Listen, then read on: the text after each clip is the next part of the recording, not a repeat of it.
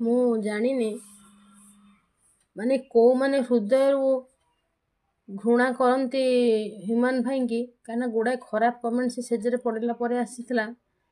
କିନ୍ତୁ ଆଜି ସେ ନାହାନ୍ତି ଆମ ଗହଣରେ, ହେଲେ ତାଙ୍କର ଯେଉଁ ଛାପ ସିଏ ଛାଡ଼ି ଯାଇଛନ୍ତି ନା, ସେଟାକୁ କେହି ବି ଭୁଲି ପାରିବେନି। ମାତ୍ର 35 ବର୍ଷ ବୟସରେ ସେ ଦୁନିଆକୁ ଅଲବିଦା କହିଦେଲେ।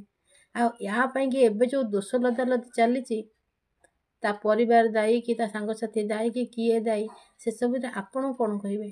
ମୋର ପୁରା ମତ ହେଉଛି ଯେ ସେଥିପାଇଁକି ତାଙ୍କ ସ୍ତ୍ରୀ ହିଁ ସମ୍ପୂର୍ଣ୍ଣ ରୂପେ ଦାୟୀ। କାରଣ ଦେଖନ୍ତୁ, ତା ବାପଟେ ଝିଅକୁ ଦେଖି ବି ପାରୁନଥିଲା। ଏ କ୍ଲିପ୍ ବି ଆମେ ସବୁ ଦେଖିଛେ।